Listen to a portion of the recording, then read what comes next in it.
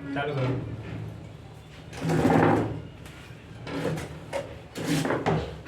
Start. Hello everyone, welcome to my learning channel Chanakya Niti classes. जैसा कि daily homework series चल रहा है रेलवे समान अध्ययन और रेलवे समान विज्ञान और एक ठो एनसीईआरटी, ठीक है। ये तीनों बुक से चल रहा है और ये तीनों बुक से होमवर्क डेली दिया जाता है टेलीग्राम चैनल पे चाणक्य नीति क्लासेस। सर्च कीजिएगा टेलीग्राम चैनल, आ जाएगा। तो आज हम रेलवे समान विज्ञान का पेज नंबर 15 होमवर्क दिया गया था, वही पूछते हैं, ठीक है। बताइएगा किस धातु की चालकता सबसे अधिक होती है? तो चांदी। आप लोग याद नहीं करके आए थे? हाँ, याद नहीं किया? ठीक है, यहाँ एक बार कम से कम पढ़ के आया करो ताकि यहाँ जो है सुनने के बाद याद हो जाएगा। किस धातु की चालकता सबसे अधिक होती है? चांदी। ओजोन परत वायुमंडल के किस मंडल में पाया जाता है? ओजोन परत पूछ रहे हैं, समताप मंडल, ठीक है। नियोन लैंप का आविष्कार किसने किया था? तो सैमुअल कोहेन ने। नियोन लैंप का आविष्कार किसने किया था? सैमुअल कोहेन ने। विद्युत चुंबक में क्रोड के रूप में इस्तेमाल क्या होता है? तो मृदु लोहा, ठीक है। विद्युत चुंबक के क्रोड के रूप में इस्तेमाल क्या होता है? मृदु लोहा। गैसों का विसरण का सिद्धांत किसने दिया? तो ग्राहम ने। गैसों का विसरण का सिद्धांत किसने दिया? ग्राहम ने। बताइएगा प्रथम उपग्रह आर्यभट्ट कब छोड़ा गया? 1975, ठीक है। ये इंपॉर्टेंट क्वेश्चन है। प्रथम उपग्रह आर्यभट्ट कब छोड़ा गया? 19 अप्रैल 1975 को, ठीक है। बताइए पौधे की वृद्धि मापने वाला उपकरण को क्या कहते हैं? कैस्कोग्राफ। पौधे की वृद्धि मापने वाले उपकरण को क्या कहते हैं? कैस्कोग्राफ। समुद्र के पानी में लवणता का कारण क्या है? तो सोडियम क्लोराइड। समुद्र के पानी खारा लगता है, उसका कारण क्या है? तो सोडियम क्लोराइड। शरीर में पसलियों की हड्डी की कुल संख्या कितनी है? 24, सिर्फ 24 शरीर में। आठ सीधा हो जाओ, यहाँ बैठ जाओ, यहाँ बैठ जाओ, यहाँ पॉलिटिक्स में आगे बैठाएंगे।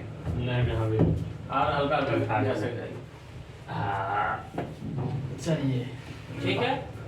बताइएगा प्रकाश का वेग सबसे न्यूनतम होता है किसमें? कांच में। प्रकाश का वेग सबसे न्यूनतम होता है कांच में।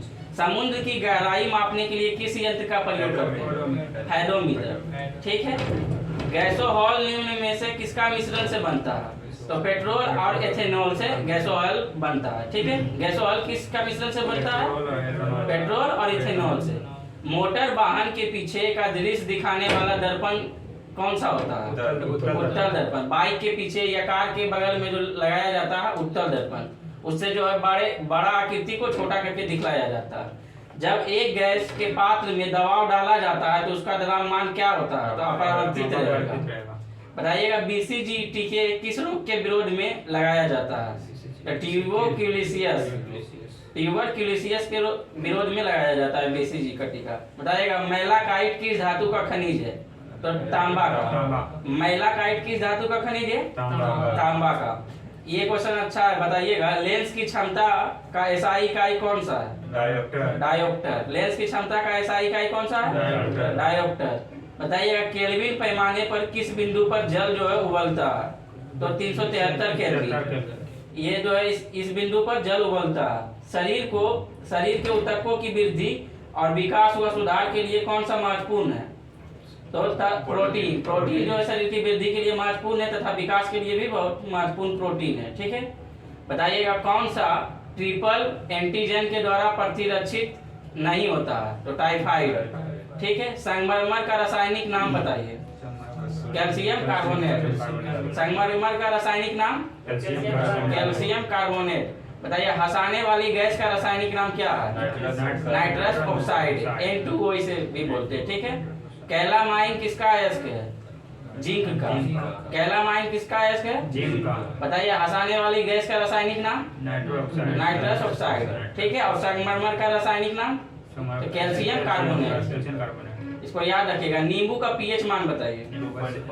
2.2, ठीक है। और ऑप्शन के अनुसार दिया रहेगा तो 2.4 भी अगर दिया रहेगा, 2.2 नहीं दिया रहेगा तो 2.4 रहेगा। लेकिन नींबू का पीएच मान कितना होता है? 2.2, 2 याद रखना है। बताइए रक्त का पीएच मान कितना होता है? 7.4। बताइए कौन मानव रक्त का घटक नहीं है? तो डीएनए जो है मानव रक्त का घटक नहीं है। ध्वनि की शोरगुल मापने के लिए किस यंत्र का डेसिबल का प्रयोग करते हैं? ठीक है, ध्वनि की शोरगुल मापन के लिए किसका प्रयोग होता है? डेसिबल में। रक्त लापता किससे संबंधित है? तो निम्न हीमोग्लोबिन से। ठीक है, समान व्यक्ति की सामर्थ्य होती है तो 0.05 से 1.0 अश्व शक्ति तक। ठीक है, अगला क्वेश्चन सुनिए, हमारे भोजन में लौह तत्व का प्रमुख स्रोत क्या है? हाँ, पालक में जो है आयरन पाया जाता है, जिससे पालक के द्वारा हमें आयरन की पूर्ति किया जाता है शरीर को।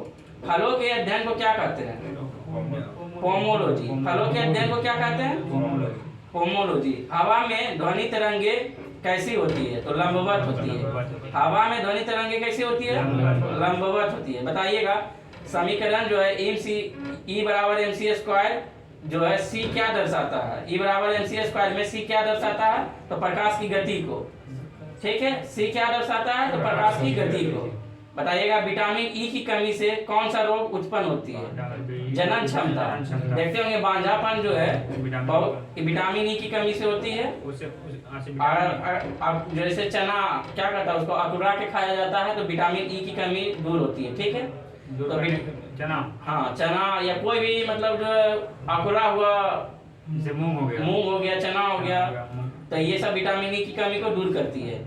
और ये जो है विटामिन ई की कमी से कौन सा रोग होता है? तो जनन क्षमता की कमी, बांझापन की शिकार होता है। सर्वप्रथम जीवाणु का पता किसने लगाया था? लीवेनहॉफ। और ये लीवेनहॉफ जो थे कहाँ के थे? हॉलैंड के थे। ठीक है, तो सर्वप्रथम जीवाणु का पता किसने लगाया था? लीवेनहॉफ। बादल किस मंडल में अवतरित होता है? क्षौर मंडल में। ठीक है, बादल किस मंडल में अवतरित होता है? क्षौर मंडल। बताइएगा सार्वभौम प्राप्त करता मतलब सर्वाधिक जो है कौन सा रक्त वर्ग सभी रक्त प्राप्त कर सकता है? A B. सार्वभौम प्राप्त करता रक्त वर्ग कौन सा है? तो ए बी है। जंग से बचने के लिए लोहे पर कौन सा परत चढ़ाई जाती है? जस्ता की। ठीक है, ब्रह्मांड में विस्फोट तारा को क्या कहलाती है? अभिनव तारा। मृग तृष्णा बनने का कारण क्या है? तो पूर्ण आंतरिक परावर्तन। देखते होंगे जैसे नदी में जाते होंगे तो बालू पे जो है बहुत सारा लाइट दिखता होगा, या रोड पर चलते होंगे तो लाइट दिखता होगा, तो मृग तृष्णा का आंतरिक परावर्तन के कारण होता है।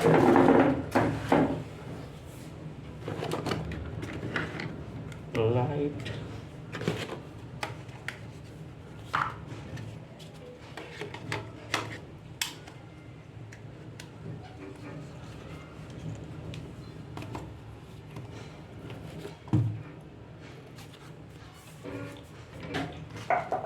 ठीक है,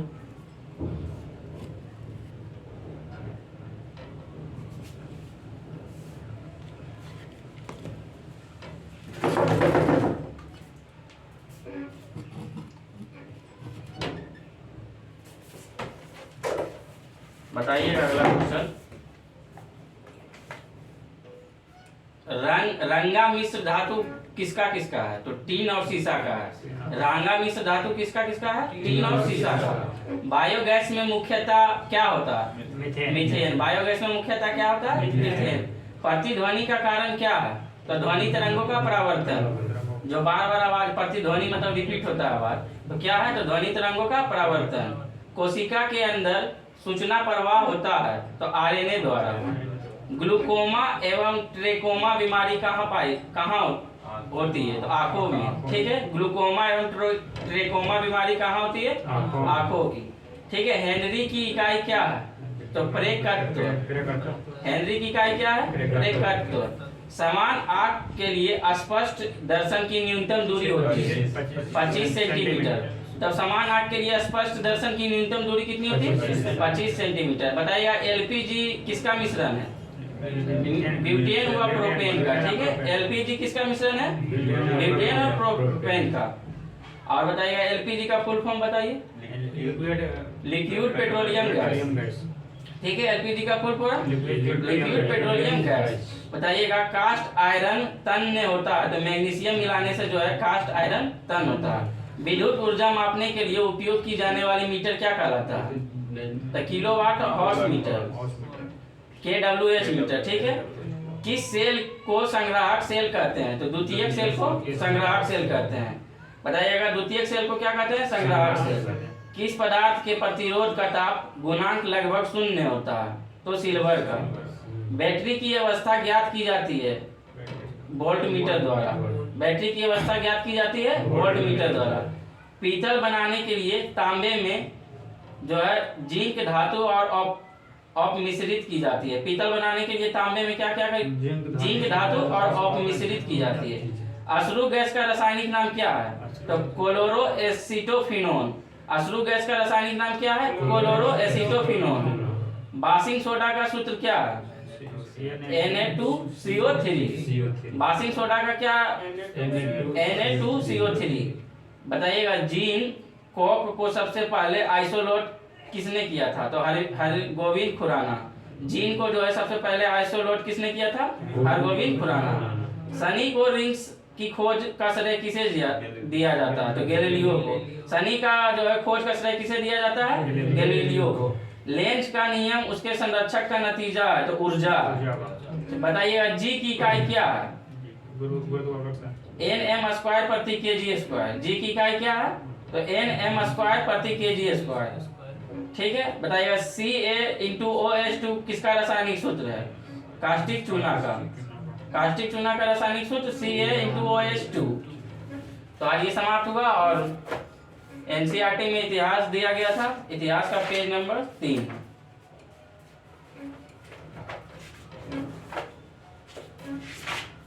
बताइएगा पाषाण काल। पाषाण काल को कुल कितने भागों में बांटा गया है? 3 काल। पूरा पाषाण, मध्य पाषाण और नव पाषाण। पाषाण काल को कितने भागों में बांटा गया? कौन कौन? पूरा पाषाण, मध्य पाषाण, नव पाषाण। ठीक है। और फिर जो है पूरा पाषाण को भी 3 भाग में बताया गया, निम्न पूरा पाषाण, मध्य पूरा पाषाण और उच्च पूरा पाषाण। ठीक है। बताइएगा पाषाण युगीन अनुसंधान आरंभ का श्रेय किसे दिया जाता है? तो रॉबर्ट ब्रूसफुट को। ठीक। इतिहास का प्रारंभिक काल क्या कहलाता है? तो पूरा पाषाण काल को इतिहास का प्रारंभिक काल कहते हैं। बताइएगा प्राचीन भारत के औजार अस्त्र शस्त्र बनाने के लिए किसका प्रयोग करते थे? पत्थर का। सबसे पहले जो मानव आया था पूरा पाषाण काल में, तो अस्त्र बनाने के लिए किसका प्रयोग करते थे? तो पत्थर का। ठीक है। बताइएगा प्राचीन भारतीय भौगोलिक मान्यता के अनुसार भारतवर्ष जो है किस द्वीप का खंड था? जम्बू द्वीप का खंड था। भारतवर्ष किस द्वीप का खंड था? जम्बू द्वीप का। बताइएगा सर्वप्रथम मानव सदृश प्राणी जो है कौन सा है? तो होमो सेपियंस। सर्वप्रथम मानव सदृश प्राणी जो है कौन सा है? होमो सेपियंस। ठीक है। भारत में मानव का सर्वप्रथम साक्ष्य कहाँ से प्राप्त होता है? तो नर्मदा घाटी से हथनौरा। जहाँ नर्मदा घाटी के बगल में हथनौरा है वहीं से प्राप्त हुआ। फिर से सुनिए क्वेश्चन, भारत में मानव के सर्वप्रथम साक्ष्य कहाँ से प्राप्त हुआ? तो नर्मदा घाटी से। लेकिन और अगर नर्मदा घाटी नहीं दिया रहेगा तो हथनौरा मात्र ऑप्शन। ठीक है। बताइएगा पाषाण संस्कृति से लेकर हड़प्पा सभ्यता तक सांस्कृतिक अवशेष किस पुरास्थल से प्राप्त हुए हैं? तो मेहरगढ़ से। पाषाण संस्कृति से लेकर हड़प्पा सभ्यता तक जो पुरास्थल से साक्ष्य प्राप्त हुए हैं वो मेहरगढ़ से हुए। बताइए जूते हुए खेत का साक्ष्य किस पुरातात्विक स्थल से प्राप्त हुआ? कालीबंगा। कालीबंगा कहाँ पड़ता है? राजस्थान। इसे इसका अर्थ क्या होता है? काले रंग की चूड़ियां। ठीक है। इसको भी ध्यान रखना है। अब उसके बाद बताइएगा बृहद पाषाण स्मारकों की पहचान किस रूप में की गई है? तो मृतकों को दफनाने के स्थान के रूप में। बताइएगा प्राचीनतम अस्थायी जीवन के प्रमाण कहाँ से प्राप्त हुए? तो मेहरगढ़ से। यहाँ जो है प्राचीनतम जो सबसे पहले अस्थायी जीवन का प्रमाण कहाँ से मिला है? तो मेहरगढ़ से। मनुष्य ने सर्वप्रथम किस धातु का प्रयोग किया था? तांबा का। मनुष्य ने सर्वप्रथम किस धातु का प्रयोग किया था? तांबा। बताइएगा प्रस्तर युग के लोगों के पास प्रथम घरेलू पशु कौन सा था? कुत्ता। सबसे पहले जो है मनुष्य के पास प्रथम घरेलू पशु कौन सा था? तो कुत्ता था। बताइएगा पशुपालन का प्रारंभ किस काल में हुआ? मध्य पाषाण काल में। पशुपालन का प्रारंभ किस काल में हुआ? मध्य पाषाण काल में। बताइएगा मध्य पाषाण काल में पशुपालन का प्राचीनतम साक्ष्य जो मिला है वो कहाँ से मिला है? तो आदमगढ़ से। आदमगढ़ से जो है पशुपालन का प्राचीनतम साक्ष्य मिला है। बताइएगा मानव द्वारा कृषि का सर्वप्रथम किस काल में जो है प्रारंभ हुई। मानव द्वारा कृषि का सर्वप्रथम किस काल में प्रारंभ हुई? नवपाषाण। देखिए पशु पूछेगा तो मध्यपाषाण और कृषि पूछेगा तो नवपाषाण। अब अगर पशु पूछेगा कहाँ से प्राप्त हुई तो आदमगढ़ से। ठीक है, इसको याद रखिए। और ये क्वेश्चन ध्यान दीजिएगा, मानव द्वारा प्रयोग में लाए जाने वाला प्रथम अनाज कौन सा था? जौ था जो है मानव द्वारा प्रथम अनाज जो है जौ उपयोग किया गया था। बताइएगा चाकोलिथिक युग को किस अन्य नाम से जानते हैं? ताम्रपाषाण युग से। ताम्रपाषाण युग में जो है तांबे की खोज हुई और इससे जो पहिया का आविष्कार हुआ, इसी चाकोलिथिक युग में ही जो पहिए का आविष्कार किया गया। बताइएगा इनाम गांव किस राज्य में है? हाँ, महाराष्ट्र में। दाइमाबाद किस राज्य में है? महाराष्ट्र में। नवादा टोली किस राज्य में है? महाराष्ट्र में। और नेवासा महाराष्ट्र में। और ताम्रवती राजस्थान में। ठीक है, बताइएगा गोलाकार गड्ढों वाले मकान का साक्ष्य कहाँ से मिला है? तो इनाम गांव से। गोलाकार गड्ढे वाले मकान का साक्ष्य कहाँ से मिला है? इनाम गांव से। बताइएगा सबसे बड़ा ताम्रपाषाणिक स्थल कहाँ से प्राप्त हुआ है? तो दाइमाबाद। ठीक है, सबसे बड़ा ताम्रपाषाणिक स्थल कहाँ से प्राप्त हुआ है? दाइमाबाद। बताइएगा चित्रित काले मृदभांड का प्रमाण कहाँ से मिला है? तो नावाड टोली से। और पटसन का प्रथम साक्ष्य कहाँ से मिला है? तो नेवासा से।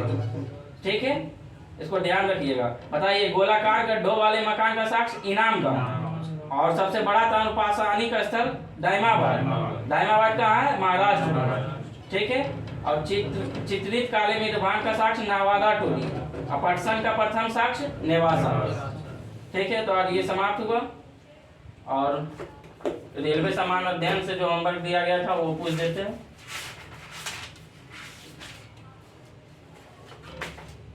तो देखिएगा पहले जो है पेज नंबर 15 में नरेगा एवं मनरेगा टॉपिक है। ठीक है, जो कि एसएससी जीडी में इस बार भी क्वेश्चन पूछा गया था नरेगा से और हर बार जो क्वेश्चन इससे आता ही आता है सभी एग्जाम में। बताइएगा नरेगा का पूर्ण नाम क्या है? तो हाँ, इसका फुल फॉर्म होगा नरेगा का national rural employment guarantee act. बताइए एन से नेशनल, आर से रूरल और ई से एम्प्लॉयमेंट, जी से गारंटी और ए से एक्ट। ठीक है, तो बताइए और इसका हिंदी नाम है राष्ट्रीय ग्रामीण रोजगार गारंटी अधिनियम। ठीक है, बताइएगा राष्ट्रीय ग्रामीण रोजगार गारंटी अधिनियम संसद में कब पारित हुआ? तो 2005 में 25 अगस्त 2005 को पारित हुआ और अधिसूचित 7 सितंबर 2005 को किया गया। बताइएगा नरेगा का शुभारंभ जो है कब किया गया? तो 2 फरवरी 2006 को। नरेगा का शुभारंभ कब किया गया? 2006 को। और उस टाइम प्रधानमंत्री कौन थे? डॉक्टर मनमोहन सिंह। और ये कहाँ से पारित हुआ था? आंध्र प्रदेश के बंदापाली गांव से। आंध्र प्रदेश के अनंतपुर जिले से बंदापाली गांव से हुआ था। ठीक है, बताइएगा मनरेगा को नाम जो है नरेगा का नाम बदलकर मनरेगा रखा गया कब? 2 अक्टूबर 2009 को।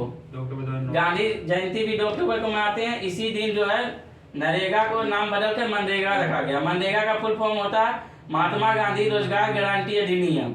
ठीक है, जो है 2 अक्टूबर 2009 को नरेगा का नाम बदलकर मनरेगा रखा गया। बताइएगा नरेगा का पहले संस्करण की अवधारणा किसने की थी? तो जीन द्रेंज ने, जो कि बेल्जियम के थे। बताइएगा मनरेगा के तहत जो है न्यूनतम कितने दिनों तक रोजगार प्रदान करना है? 100 दिनों तक, जिसमें महिला की भागीदारी कितनी होगी? 33%। ठीक है, और बताइएगा अगर 15 दिन के अंदर मनरेगा के तहत रोजगार नहीं मिलेगा तो उसको क्या देगा? बेरोजगारी भत्ता देगा। ठीक है, इस योजना के अंतर्गत जो है निवास स्थान से कितने किलोमीटर के दायरे में रोजगार देने का प्रावधान किया गया? 5 किलोमीटर के जो है दायरे में प्रावधान किया गया। अगर इससे दूर जाता है तो कितना परसेंट अतिरिक्त मजदूरी मिलेगी? 10% अतिरिक्त मजदूरी मिलेगी। बताइएगा इस योजना के तहत कार्य की अवधि क्या है? कितने घंटे है? 7 घंटे है। इस योजना के तहत कार्य की अवधि कितने घंटे है? और कम से कम सप्ताह में कितने दिन काम करना है? 6 दिन। ठीक है, बताइएगा मनरेगा का जो है प्रथम चरण 2006 से 2007 में आया था। इसमें कुल 27 राज्य के 200 जिला शामिल किया गया था। ठीक है, द्वितीय चरण 130 जिला शामिल किया गया। प्रथम चरण में 200 जिला शामिल किया गया, द्वितीय चरण में 130 जिला शामिल किया गया और तीसरा चरण में 274 जिला शामिल किया गया। ठीक है, बताइएगा वर्तमान में देश में कुल कितने जिलों में यह योजना लागू है? तो 641 जिलों में। 641 जिला। वर्तमान में देश में जो है कितने जिलों में यह योजना लागू है? 641 में। बताइएगा वर्ष 2008 में इस योजना के तहत जो है ग्राम रोजगार योजना का विलय कर दिया। बता 2008 में जो है इस योजना के तहत ग्राम रोजगार योजना में विलय कर दिया। और इस योजना के तहत केंद्र तथा राज्य सरकारों के मध्य 90:10 के अनुपात में वित्तीय सहयोग देती है। केंद्र सरकार 90:10 में, केंद्र 90 देती है, 10 राज्य सरकार देती है। और मनरेगा के अंतर्गत मजदूरी एवं सामग्री पर राशि का व्यय का अनुपात क्या है? तो 60:40, 60 केंद्र सरकार, 40 राज्य सरकार। बताइए मनरेगा का गठन किस कमेटी द्वारा किया गया? तो मीर साहब कमेटी द्वारा। ये इंपॉर्टेंट है, मनरेगा का गठन किस कमेटी द्वारा किया गया? मीर साहब कमेटी द्वारा। ठीक है, बताइएगा विश्व बैंक ने मनरेगा को वैश्विक स्तर का सबसे बड़ा रोजगार कार्यक्रम कहा और किस वर्ष जो है यहाँ पर कहा था? विश्व बैंक ने जो है मनरेगा को वैश्विक स्तर का सबसे बड़ा रोजगार कहा और इसे कब कहा था? तो 2015 में। बताइएगा मनरेगा की कार्यात्मक इकाई क्या है? तो ग्राम पंचायत तथा लाभ प्राप्तकर्ता परिवार। ठीक है, और अगला टॉपिक है भारत का शिक्षा का विकास, भारत में शिक्षा का विकास। ठीक है, बताइएगा देश का प्रथम शिक्षा मंत्री कौन थे? मौलाना अब्दुल कलाम आजाद। भारत में प्रथम राष्ट्रीय शिक्षा नीति की घोषणा कब हुई थी?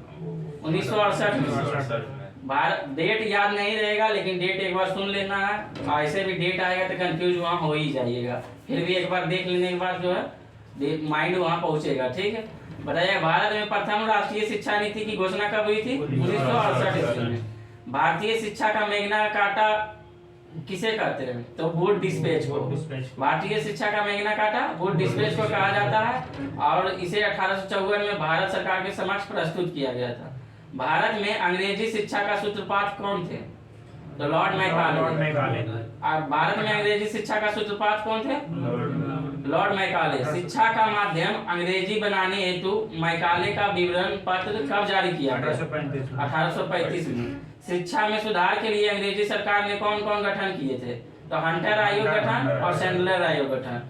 शिक्षा के जो है शिक्षा के सुधार में अंग्रेजी सरकार ने कौन सा गठन किए थे? हंटर और सैंडलर। हंटर आयोग गठन कब हुआ? 1882 में। हंटर आयोग का गठन कब हुआ? 1882 में। और सैंडलर आयोग का गठन 1917 में। ठीक है, मुक्त विश्वविद्यालय सर्वप्रथम कहाँ खोला गया? इंग्लैंड में।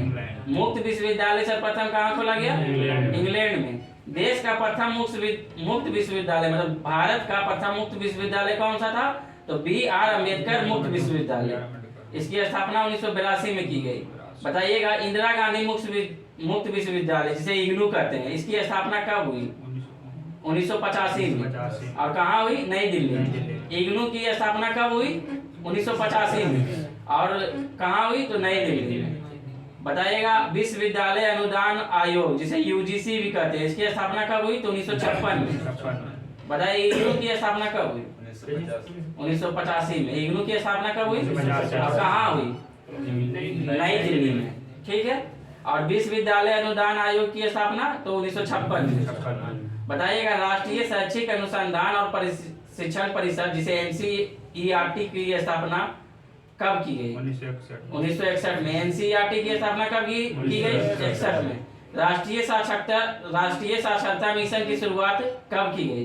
तो 1988 में। राष्ट्रीय साक्षरता मिशन की शुरुआत 1988 में। बताइएगा भारतीय शिक्षा 10+2+3 का सुझाव किस आयोग द्वारा दिया गया? कोठारी आयोग। जैसे 10वां उसके बाद इंटर उसके बाद 3 साल का BA। उसी 10+2+3 का सुझाव किस आयोग दिया? कोठारी आयोग द्वारा दिया गया। ऑपरेशन ब्लेड बोर्ड नामक कार्यक्रम कब से लागू हुआ? तो ऑपरेशन ब्लैक बोर्ड नामक कार्यक्रम जो है 1987-88 में लागू हुआ। ठीक है, ऑपरेशन ब्लैक बोर्ड नामक कार्यक्रम कब लागू हुआ? 87-88। केंद्रीय अंग्रेजी एवं विदेशी भाषा संस्थान इंडियन स्कूल ऑफ बिजनेस कहाँ स्थित है? तो हैदराबाद में। ठीक है, विश्व भारती विश्वविद्यालय की स्थापना कब की गई?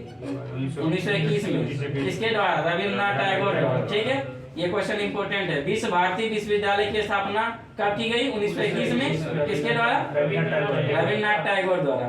भारतीय विश्वविद्यालय आयोग का गठन कब हुआ? तो 1902 में। 1902 में। आजादी के बाद शिक्षा में सुधार के लिए सरकार ने कौन सा आयोग का गठन किया? जब भारत आजाद हुआ था तो जो है शिक्षा में सुधार लाने के लिए कौन सा आयोग का गठन किया था? तो राधाकृष्णन आयोग। ठीक है। भारत आजाद कब हुआ? 15 अगस्त 1947। ठीक है, ये सब भी ध्यान रखना है, वहां पे कंफ्यूज हो जाता है।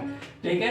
और ये जो है राधाकृष्णन आयोग 1948-49 में जो है शिक्षा सुधार के लिए यह गठन किया गया। बताया भारत में सर्वप्रथम कौन सी आईआईटी की स्थापना हुई? आईआईटी खड़गपुर। इसकी स्थापना 1951 में हुआ। ठीक है। फोर्ट विलियम कॉलेज की स्थापना कब की गई? 1800 ईस्वी में। किसके द्वारा? लॉर्ड वेलेस्ली ने कोलकाता में किया था।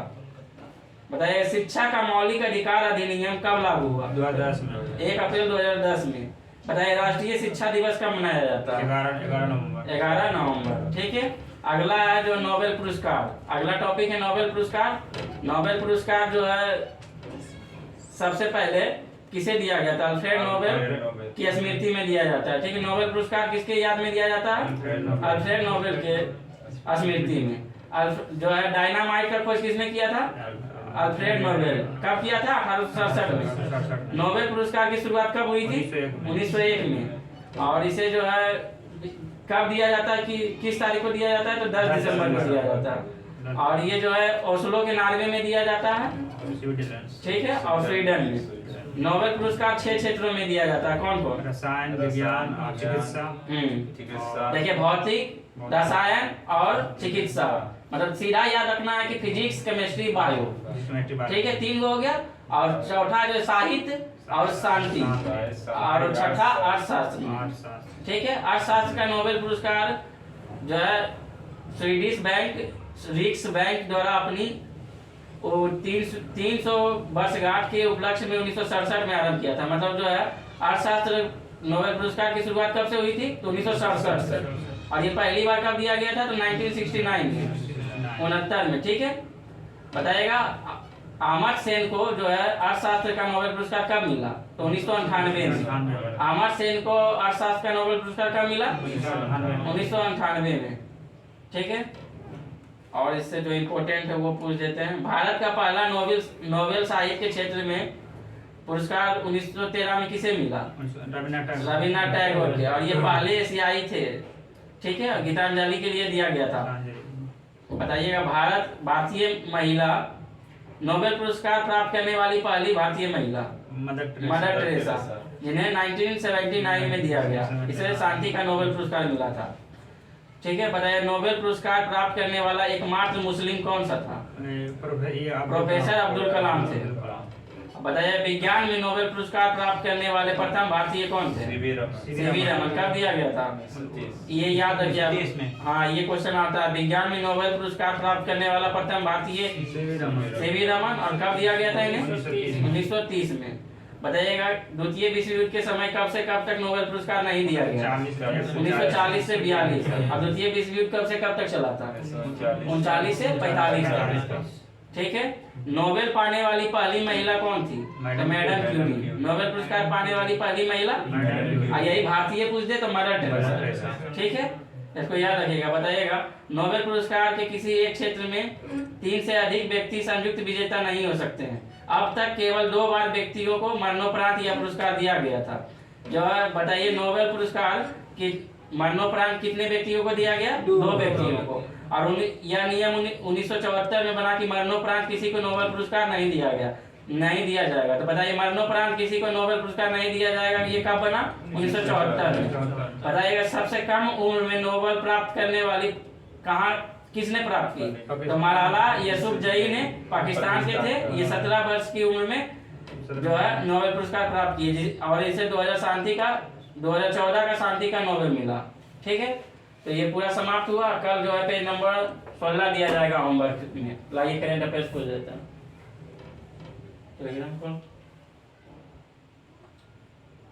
और डेली 2 बजे करेंट अफेयर्स चल रहा है। डेली 10 क्वेश्चन उसमें दिया जाता है, जो कि डेली 7 मई 2024 करेंट अफेयर्स का क्वेश्चन देखिएगा। बताइएगा महिला T20 विश्व कप 2024 का आयोजन कहाँ होगा? तो बांग्लादेश में। और यही पुरुष T20 जो विश्व कप का आयोजन यूएसए और वेस्ट इंडीज, ठीक है। और महिला का बांग्लादेश, इसको याद रखिएगा। बताइएगा जो पुरुष में है कुल कितना टीम भाग लिए है इस बार? 20 टीम, ठीक है। और पहली बार वर्ल्ड कप कब हुआ था? T20 वर्ल्ड कप 2007 में, और महिला वाला 2009 में। याद रखिएगा 2007 वाला क्वेश्चन एक बार पूछा हुआ, हम खुद एग्जाम में बैठे थे, वही उसी टाइम आया था, ठीक है वो क्वेश्चन। देखिएगा हाल ही में पैराफिन ईंधन से संचालित रॉकेट जिसका नाम है SR-75 का पहली बार सफल प्रक्षेपण किसने किया है?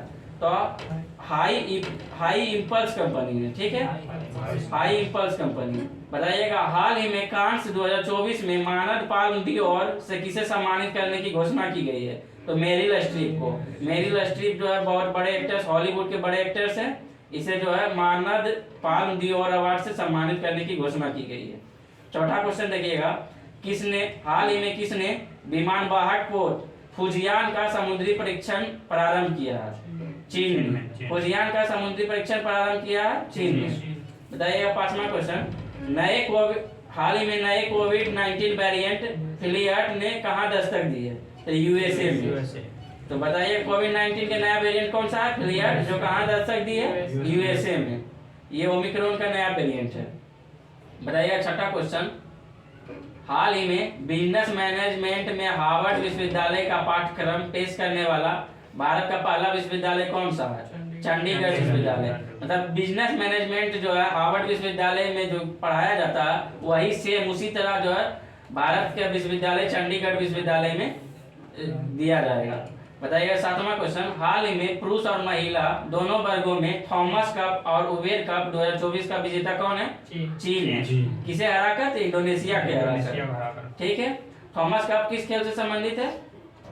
बैडमिंटन। उबेर कप बैडमिंटन से। दोनों कप जो है, बताइएगा सीके नायडू कप किस खेल से संबंधित है? क्रिकेट। हाँ ठीक है, सीके नायडू कप क्रिकेट से, और डूरंट कप फुटबॉल से। इस तरह का याद रखिएगा, कप जो है एसएससी जीडी के एग्जाम में पूछा जाता है, ठीक है। तो सभी कप याद रखिएगा। ऐसे हम 2 बजे करंट अफेयर्स में जो पढ़ाते हैं तो ऐड कर देते हैं। आठवां क्वेश्चन देखिएगा, Oxford book store book cover पुरस्कार 2024 से किसे सम्मानित किया? तो भाभी Mehta. Oxford book store book cover पुरस्कार 2024 से किसे सम्मानित किया गया? भाभी मेहता। हाल ही में किस देश ने पहली बार मुफ्त योग कक्षाएं प्रारंभ की है? पाकिस्तान। पाकिस्तान जो है देश में पहली बार मुफ्त योग कक्षाएं प्रारंभ की है। 10वां क्वेश्चन देखिएगा, हाल ही में पेंशन विभाग ने सरकारी सेवानिवृत्त लोगों ने जो है पेंशन विभाग ने सरकारी सेवानिवृत्त लोगों के लिए कौन सा एकीकृत पोर्टल लॉन्च किया है? भविष्य पोर्टल, ठीक है। और बहुत सारा पोर्टल जो है इसको भी ध्यान रखिएगा, जैसे चुनाव आयोग बहुत सारा पोर्टल, इनकोरेट, इस तरह से बहुत सारा लॉन्च किया है। तो 10 क्वेश्चन ये पूरा हुआ। तो आज के लिए इतना ही। थैंक यू, जय हिंद।